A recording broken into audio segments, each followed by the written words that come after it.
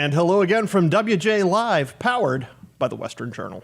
I'm Josh Manning, Deputy Managing Editor for Assignment at the Western Journal. Joining me today are interns, Tara and Grant.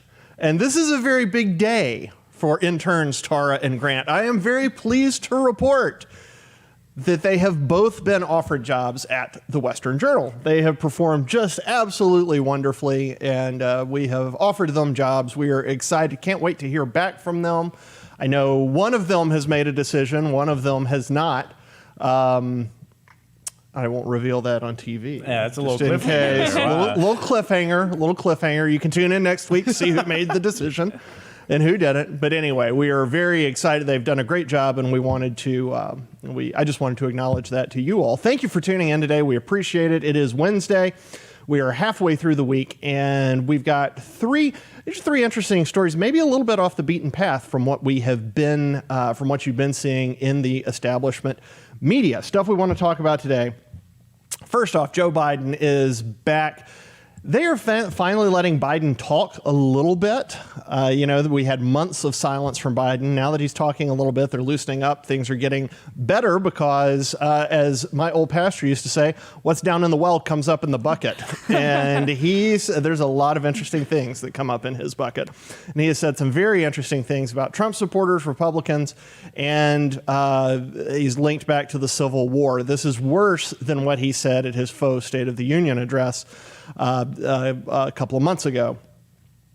Also, we want to talk about our favorite Democrats in the country right now, and those are Democrats from the Texas legislature who have run away. They are the runaway Democrats. They are the cowardly runaway Democrats. Whenever we refer to them from now on, and for all of history, they should be known as the runaway Democrats. It makes me think of like in Monty Python and the Holy Grail when they're like, run away. Run away. Exactly. And not only did they run away, they flew away on a private jet, and they did it without, there's all sorts of stuff we need to talk about there.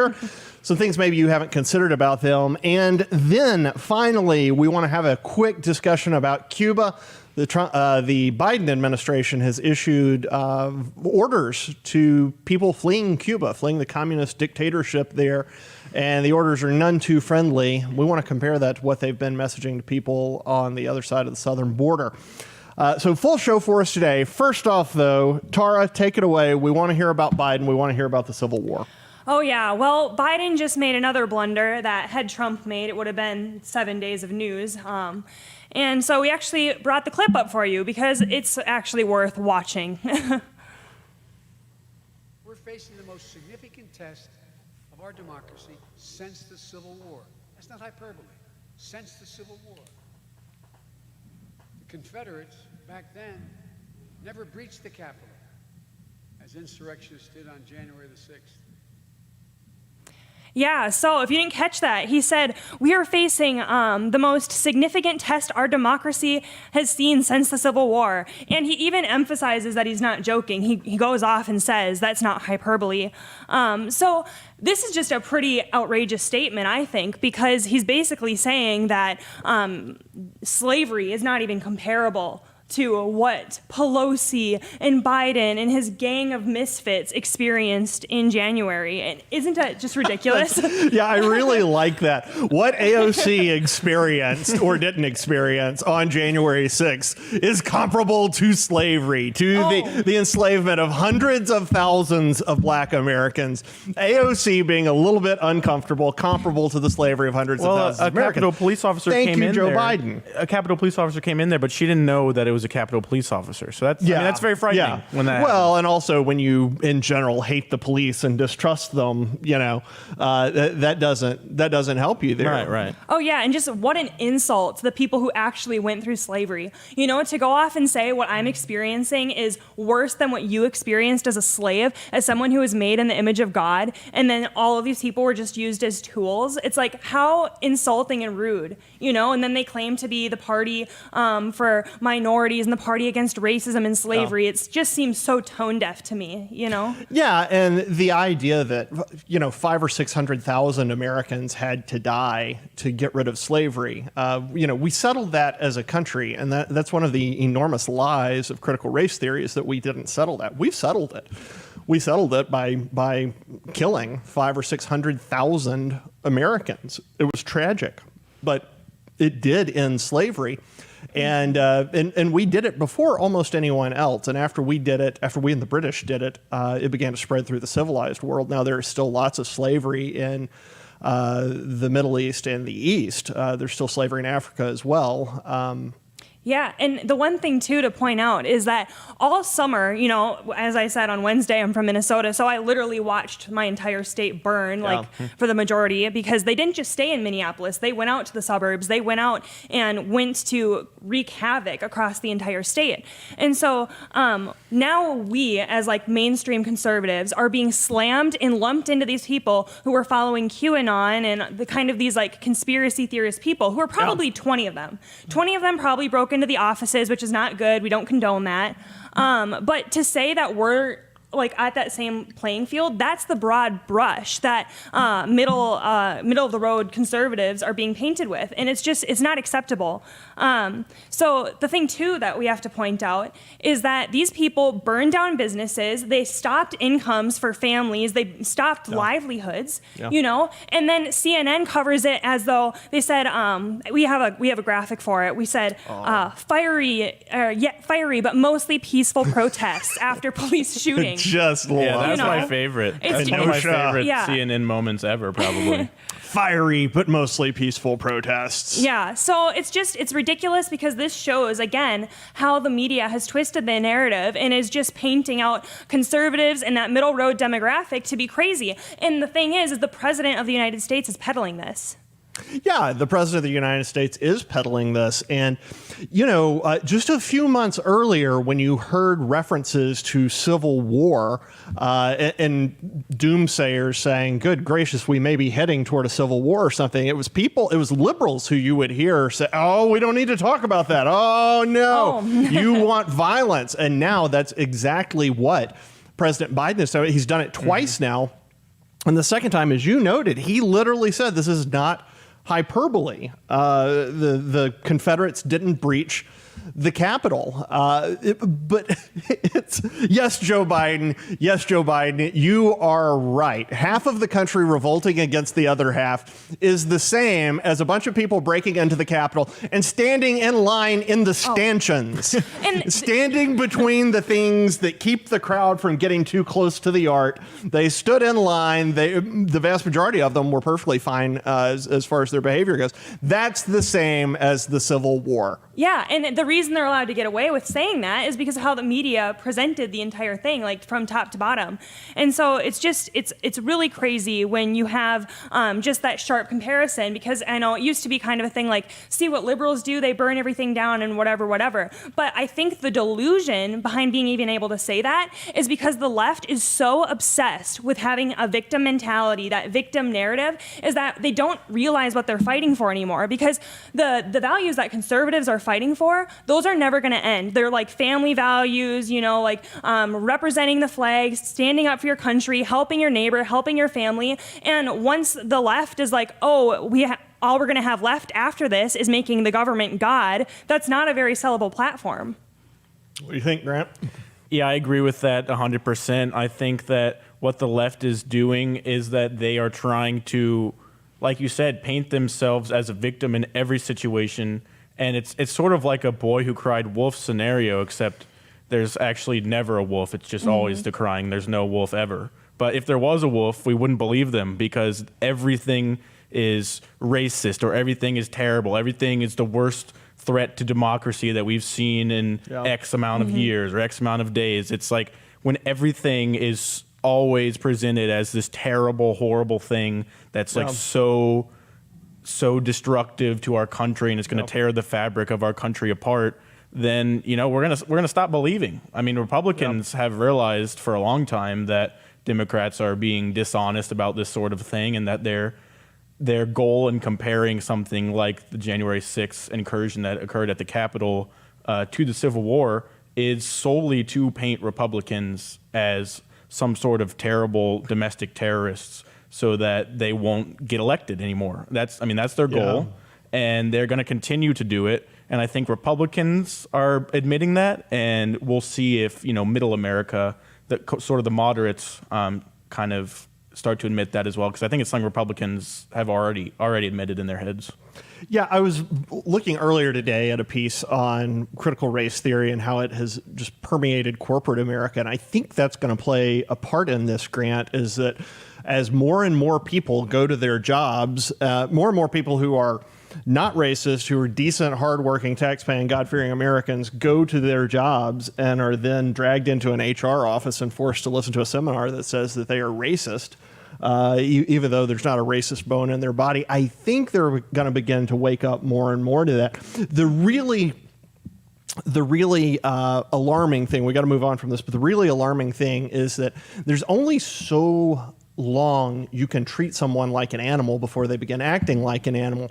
And the left, what small amount of white supremacism there is left in the country, the left is waking up. Mm-hmm. We had suppressed it really, really well. But the more you tell people, hey, you are a bigoted racist, and look, there's no hope for repentance for you. There's no hope for redemption for you. You can't be unracist. You're just lost. There are people on the margins of society who are going to just end up accepting that. Well, all right, okay, fine. If you're going to treat me like a dirtbag, I'm going to act like a dirtbag. Screw you.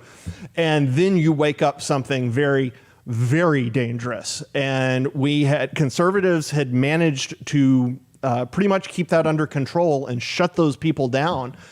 Bill Buckley had helped do it in the 60s and 70s.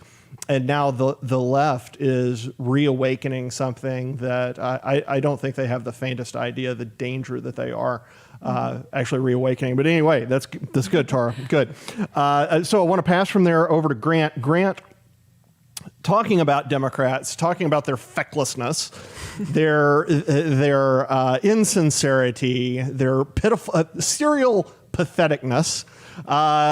You have got a piece talking about our great friends, the runaway Republicans, the runaway Democrats from Texas. Yeah, the runaway Democrats from Texas. That's been the story, I guess, since Monday, when they were set to vote on an election reform bill that was supported by Republicans in Texas, and it would have passed. They had enough Republican support, and so the Democrats decided that they were just going to get on a chartered flight, and they're going to go to Washington, D.C., to prevent a quorum from forming. Wait, Grant, they were preventing them from voting? They were preventing them from voting. Grant! It sounds very similar to something that they have said is racist, terrible, horrible, no good. A filibuster. Right. Isn't that relic from the Jim Crow era? A Jim Crow filibuster. That is what the runaway Democrats engaging in a racist, bigoted I know filibuster. it's very surprising, and kind of what's really surprising about it is how happy they were while they're doing it. I believe we have a picture here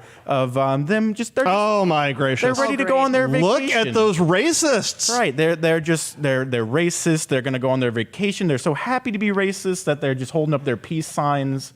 And they are just living the Jim Crow dream. So It's really living the Jim Crow dream. That's private plane, no mask. The regular rules don't apply to them. Right. It is Jim Crow, folks. I guarantee you, if I were to call my mom and be like, Mom, pull out my Girl Scout pictures, I have an identical picture to that. Like 8 years old on the way to Girl Scout camp. Yeah, it looks like they're just going off to summer camp. They're going to have so much fun.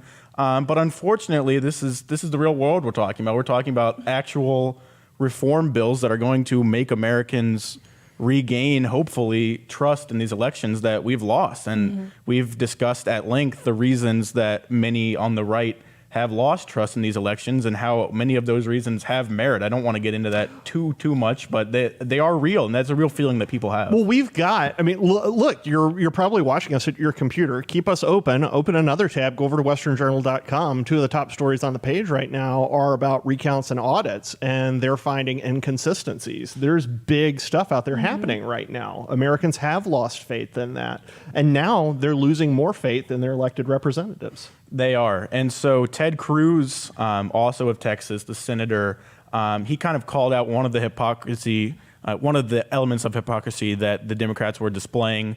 He said, quote, "The Texas Democrats who have pulled this political stunt by flying to Washington, D.C. almost surely had to show ID to get on their jet, yet they're throwing a fit because they don't want basic election integrity steps strengthened in Texas." That's a pretty good point to me, I think. Yep. what we're fighting for is not racist suppression of the vote. It's that we want to make sure when you vote, you are who you say you are. Just like if you're going to get on a nice chartered plane, that you are who you say you are, because that's what you have to do in order to get things done in America and to ensure that fraud doesn't occur. And so it's pretty hypocritical from the Democrats. And I guess my question is it even surprising to you anymore at this point, or is it just kind of like par for the course? I guess I'm in the middle, because I have just seen, this exponential increase in just radical leftism. So I think some of the stuff I'm seeing, I was expecting to see when I was 80, and now I'm just seeing it now, which is really concerning. But it doesn't surprise me at all that they're going after voter ID and doing everything, because I think the cornerstone of being a leftist is just insulting people's intelligence, because it's all emotionally driven. There's no critical thinking at all. It's all about what policies feel good rather than what those policies are actually going to promote, and whether or not they're actually going to cripple the American economy in the future. That's what they focus on. And it's not popular to be like, okay, like we can't spend that much, honey. Like, no one wants to hear that, and it sucks being the parent in the government. Yeah, and they're making, just along those lines, they're making excuses right now. I mean, who was it who ran a story, I think it was just yesterday, talking about the silver lining to inflation? Higher paychecks! Yeah, CNBC, yes. our favorite news outlet. Yes. Oh, man. They can't keep up. That's the point. That's the point. Inflation wouldn't be nearly as big a problem if paychecks could just keep up. Anyway, Grant, you're talking about election security. You're talking about making sure the vote is authentic. And, we've looked at polling on this. Here, the polling results are absolutely astounding. The majority of Americans, they are completely fine with voter ID. They want to make sure that the person who votes is the person who's voting. And the majority of black Americans too, which is vast majority. The people that they say they're trying to protect by barring these election ID rules. And look, correct me in the comments if I'm wrong, folks, but I'm 99% sure the percentage of black Americans who approve is actually higher than the percentage of just Americans in general. Mm-hmm. So a higher percentage of black Americans want this thing that the Democrats swear is racist, yet the Democrats engage in. You can't get into the DNC without showing your ID. I love it when the DNC rolls around, because we make that point every year. And by the way, there's a constitutional right to keep and bear arms, and you have to show identification when you buy a firearm. That's just like a basic requirement for things that you do in America. You have to show an ID. It's not a crazy idea. Oh, yeah. And it's crazy, too, because it's like, I know that not even Minnesota's doing it, but there's like that new real ID, like, for your driver's license. You have to show like 5 different documents for that, So it's like your birth certificate, your social security card, your passport, and then 2 other random things. So it's like, if you have to do that just to get your real ID to like just travel abroad in our own country, it's like, and you can vote, you can change the history of the country. Like, really? This is the party of papers, please. Right? It was the left that was in control of the Soviet bloc. We get the term papers, please from the left. Yeah. They're famous for it. So, Grant, while we still have a minute or two left here, why is it that they don't want actual election security? Why is that? I think that the main reason that they don't want actual election security is because deep down, they don't mind winning elections by not necessarily widespread fraud, but at the very least questionable measures. We talk about mail-in voting, ballot drop boxes, things like that. Things that aren't. When you think about voter fraud, you think about someone just completely lying about who they are or something like that. It's not always that cut and dry. I think it's more kind of those gray areas that they want to embrace because they know that it benefits them. And that sounds terrible to say, but no, it doesn't. That's what they're showing us. It doesn't sound terrible to say. It sounds like the truth. I think they do count on it. If you want a case and study, folks, go look at California in 2018. Look at how Republicans got routed in California in 2018. The reason they got routed in 2018 is not because people in California all of a sudden decided to change their minds. It is because California allowed them to do ballot harvesting, allowed them to do all kinds of stuff that all of a sudden, because of COVID was so freaking convenient in 2020, all of a sudden, other Democrat state leaders, executives, and bureaucrats allowed across the country. They allowed enormous amounts of mail-in voting. They allowed ballot harvesting. They allowed people to turn in ballots who were not responsible for the ballots. We've got cases all over the country where there were ballots that were turned in without signatures. And if you look at the Arizona audit right now, they are finding that originally the people working the polls, when they would compare a signature on an envelope to the voter signature, they would compare it across 20 points. But then they got behind, so they started using 10 points, and then they used 5 points, and then, I kid you not, 1 point, and then 0 points. They just didn't compare. That's the claim that's being made. That's why California shifted, and I really think when we talk about widespread voter fraud, folks, we're not talking about people stuffing ballot boxes. Now, maybe that happened. I don't know. I wasn't at every poll. What we are talking about is systematic abuse of very lax rules that Democrat and liberal executives and bureaucrats put in place illegally and unconstitutionally. Yeah. The Constitution vests that responsibility in state legislatures. State legislatures did not, with I think a couple of exceptions, state legislatures did not rule on this.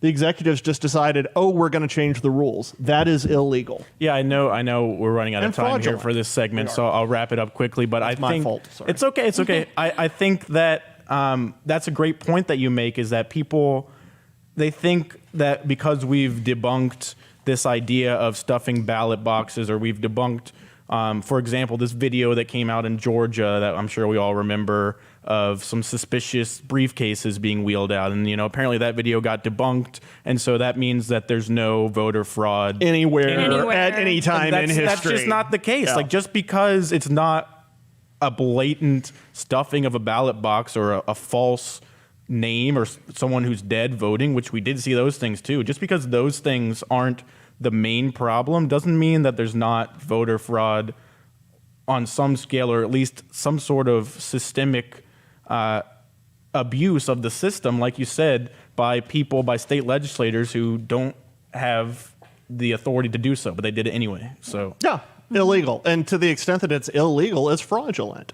So when you hear the media equate election fraud with this idea, there were people in black hats and twirly mustaches in the back room stuffing ballot boxes, that's not what we're talking about. That's not what we're talking about. What we're talking about is bureaucrats illegally maneuvering to alter the vote, to alter how votes were counted. That is an enormous, enormous problem. So, the Democrats do want people to vote without ID. They want people to show ID for almost everything else. There's one other area, though, where they're fine with you not showing ID, and that is when you enter the country. Oh, yeah. If you enter the country from the southern border, amazingly, you are not required to show ID. crazy how that works. Crazy how that works. You find a coyote, or you just find a gap in the fence, you sneak over, and life is good. You get on the welfare, you get on the dole, you become part of the welfare state, and then our tax money helps support you. Now, there are plenty of illegals who actually want to be legal, and that's great. We want people here who want to be legal and who will be a benefit to the country. That's where conservatives are on it. But liberals, however, they have found a group of people who they don't want to come to America. And it only took them 3 days. So over the weekend, if you were watching the news at all, you saw that protests erupted in Cuba. The mainstream media immediately blamed those protests on COVID. These people were upset that they couldn't get the vaccine. These are people who don't have food to eat, and their medical care is absolutely horrible, and they don't have jobs, and Cuban cigars are rationed in Cuba. Believe me, the COVID vaccine is the least of their concerns right now, but the mainstream media painted it as if that was the big thing. Of course, that's not. We had Cuban refugees, Cuban exiles come out and say, look, that is not what this is. These people are they are desperately trying to get out from under the iron boot of communism. Well, It took the Biden administration about 3 days to respond.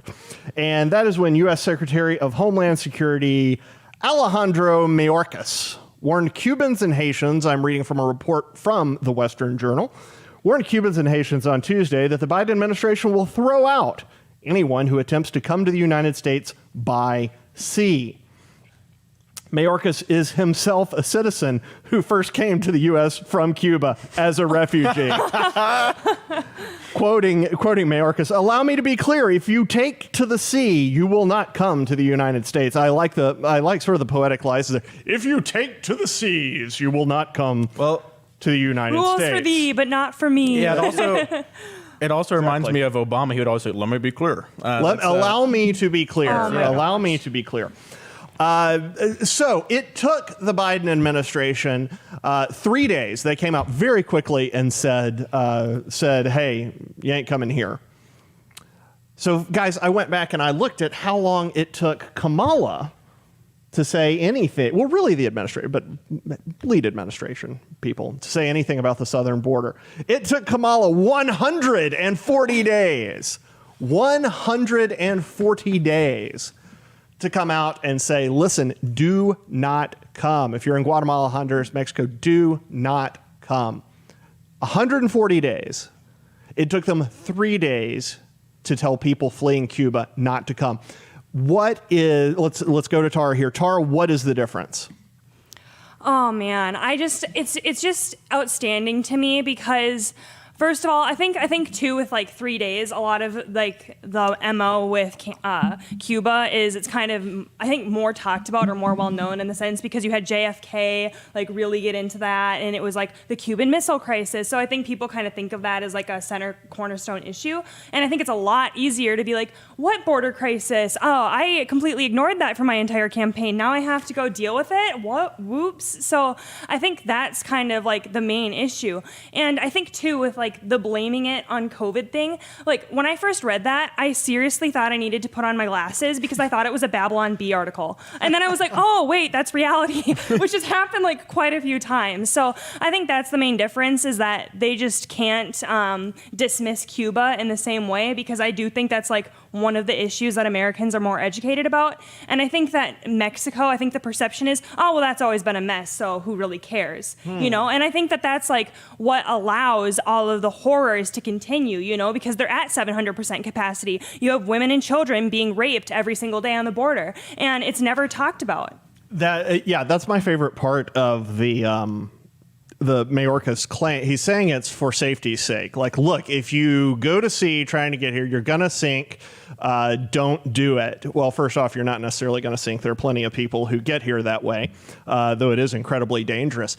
But I mean, when was the last time, guys, that you heard about, there are people who die in the Gulf of Mexico. Yeah. But there are a lot of people who die at the hands of coyotes, too, or in the desert.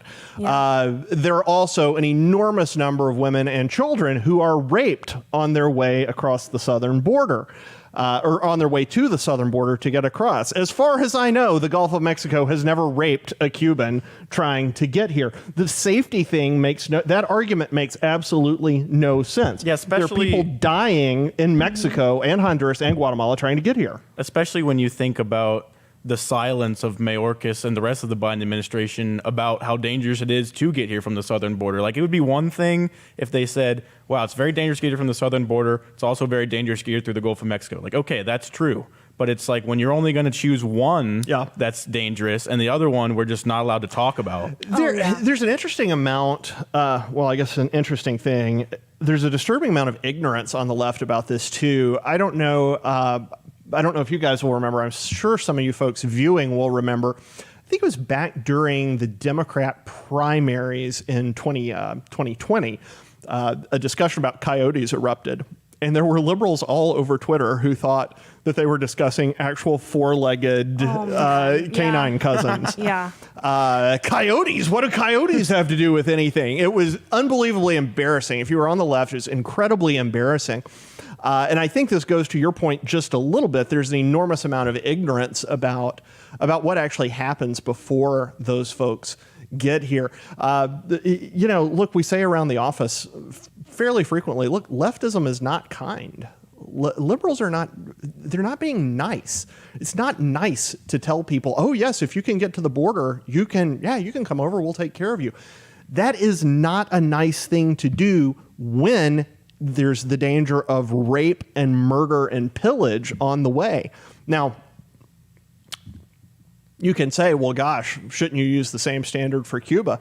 But I think, look, you set sail and you hope for the best. Yeah. That's that's you versus nature. Do what you think is best, but you're not leaving yourselves at the mercy of a bunch of coyotes when you do that. Well, yeah, and even if I had to choose between Cuba or coming up from Mexico, I 100% will take my chances with the sharks and everything and the currents, because it's like human beings, for the most part, a lot of them can be really evil, and a lot of them can be absolute monsters, So it's like, why are we condemning this one issue when Mexico has literally been in shambles with the U.S. for years at this point, even going back to Reagan, So, Grant, I want to ask you the same question I asked Tara. What's the difference? Why are the Honduran, Guatemalan, and Mexican immigrants, why are they welcomed by the left, but Cuban immigrants aren't? Yeah, to me, the difference is one thing, and I'm a little afraid I'm going to get a visit from the NSA after this podcast today. Because please I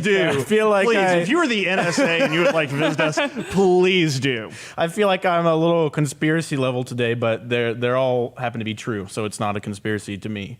But I think that the number one reason that they have a problem with Cubans coming here and they don't have a problem with Hispanics from the southern border coming here is because they know that people who come here from Mexico are very likely to vote Democratic, and people who come here from Cuba are very likely not to vote Democratic, especially ding, ding, ding. Especially when you think about how far left the Democratic Party has moved. I mean, they are that's good. They are good point. Basically embracing socialism in many ways, and you have people in America from North Korea. We've seen pieces like this: North Korea, China, Cuba's the same way. You have people saying, I've come from real communism, and like this is very similar. That what the left wants to do is very similar to what I experienced. We've seen numbers of those pieces, and I think the left realizes that. I think that it really opened their eyes this election cycle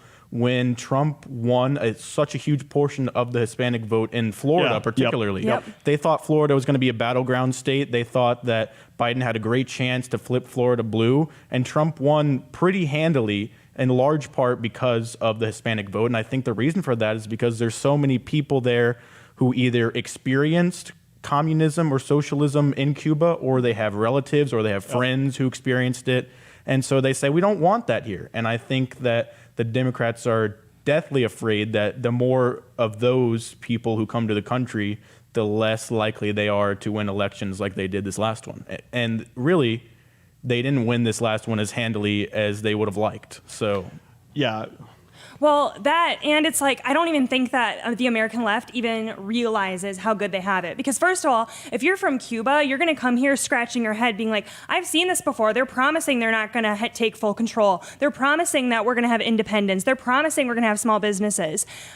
Everyone here has seen the same lies. They've seen what it does. They've seen what comes down the pipeline once this is accepted. And the other thing is that all of these other countries are waving the American flag in protest. Bingo. Why is no one talking about that? I know that was seen in France when Macron was having his socialist issues and those principles. We're seeing it in Hong Kong. We saw the Apple Daily shut down, which was the only pro-democracy newspaper in the country. It's like, you do not realize how well you have it, and you're going to sit and use your free speech that you're basically controlling with big tech to shut down everyone else. And then it's going to come for you one day. It's going to come full circle, and there's going to be someone at the top. Yeah, that is true. If you want to know what leftism ultimately is about, you need to read memoirs from people who have escaped from communist countries, because that is what leftism is. That's where it leads. That didn't used to be the case, but it is that's now. Where liberalism is. So that's, oh man, we don't have a lot of time for this. Right. So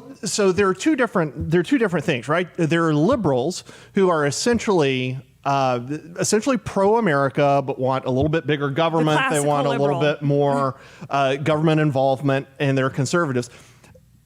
To the left of the liberal are actual leftists, and that's like Marxists. These are people who believe in the state control, who believe in state ownership of the means of production, who believe in hardcore redistribution. And look, read memoirs from people who have been in those places, and you will learn everything you need to learn about the left. And I think that is another reason. I agree with you, Grant. I think the votes matter, but I also think another reason to keep Cubans out for the left is because Cubans know they know how the game ends. And the fewer people from communist countries who can warn Americans, the better as far as the left is concerned. So that's it. We're over time. Kayla, our producer, is going to be mad at us, but that's okay. She's always mad at me. That is it for us on this Wednesday. Thank you for joining us. We just so appreciate it. If you're watching on YouTube, be sure to click the subscribe button. After you click subscribe, a little bell is going to show up. Click on that bell. That's going to make sure you get notified when we go live. No shadow banning for us. Also, the work we do here is not cheap. It is actually expensive. And I think we're about the only group out there that doesn't have a billionaire backing us. We are just a small business, a small family-owned business. We've got to pay the rent at the end of every month, too. And, man, just by reading our articles and checking out our ads, you are helping us. If you feel like if you're led to support us in a more direct way, please go to westernjournal.com/join. That's westernjournal.com/join. You can become a member there, and there are ways you can support us that will directly help fund our fact-checking, our research, and help us as we continue to fight the ever-aggressive and ever-advancing left. That's it for us. We are here every Monday, Wednesday, and Friday, 5 p.m. Eastern, 2 p.m. Pacific. For Tara, for Grant, for Kayla, everybody else around here at the Western Journal, I am Josh Manning. We're going to see you Friday.